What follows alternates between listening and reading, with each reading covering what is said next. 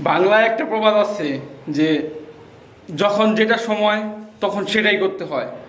অবস্থা বুঝে ব্যবস্থা বোঝেন নাই।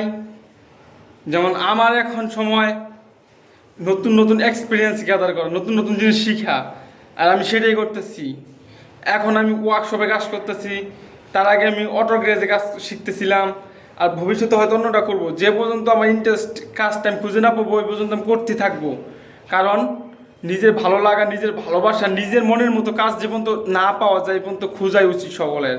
কারণ যখন আমি বা যে কেউ তার ইন্টারেস্টিং মনে রিলেটেড কাজটা পেয়ে যায় তখন তার আর কিছু চাই না, ওই কাজটাই তার জন্য না, ওটাই সে অনেক করতে পারে। কারণ ভালোবাসার কাজ ছাড়া কখনো অন্য ধরনের কোনো কাজ বা কোনো কিছু করা মানুষের বোরিং লাগে, করতে মন চায় না, বিরক্ত লাগে। সো যতদূর সম্ভব তুমি তোমার পছন্দের কাজটা খুঁজে বের করো, আর এটা সম্ভব। আমি যেমন খুঁজতেছি তোমার দ্বারা সম্ভব। আশা করি তুমি খুবই শীঘ্রই পেয়ে যাবে তোমার মনের পছন্দের কাজটা।